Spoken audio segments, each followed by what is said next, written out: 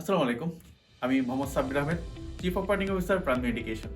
আজকে আমি আছি চম্বক ন্যাশনাল ইউনিভার্সিটিতে অ্যান্ড আমার সাথে আছেন আমি উনাদের কাছ থেকে ওনার পরিচয়টাই নিব।